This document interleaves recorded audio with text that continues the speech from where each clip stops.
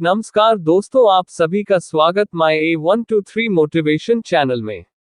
आज मैं आपको एक ऐसी मोटिवेशनल स्टोरी सुनाने जा रहा हूँ जिसे सुनने के बाद आपका आत्मविश्वास पहले जैसा नहीं रहेगा। तो चलिए बिना आपका समय गवाए मोटिवेशनल स्टोरी को शुरू करते हैं।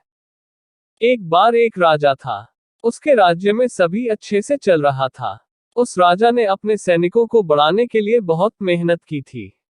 तलवारबाजी, खेलकूद और शासन कला, ये गुण तो सभी राजाओं में होते ही है। लेकिन इस राजा को इसके अलावा एक और भी शौक था। वह था कालीन बुनना। ये गुण हर किसी राजाओं में नहीं मिलता। राजा के इस काम को बहुत पसंद किया जाता था, लेकिन इसके साथ ही यह भी कहा जाता था कि ये काम एक राजा के लायक का नहीं होता।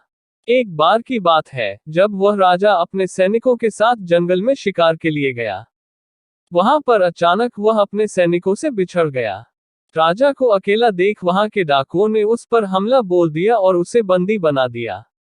राजा के पास से कुछ नहीं मिलने के कारण डाकुओं ने राजा को मारने का निर्णय किया।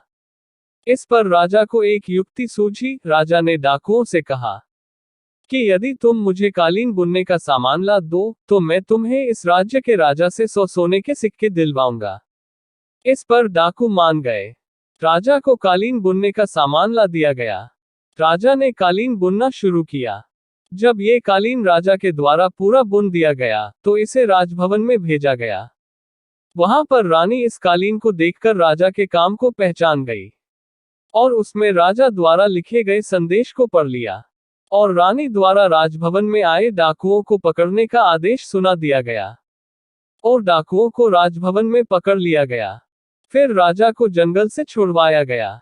राजा के अपने हाथों के इस हुनर ने राजा की जान बचा ली।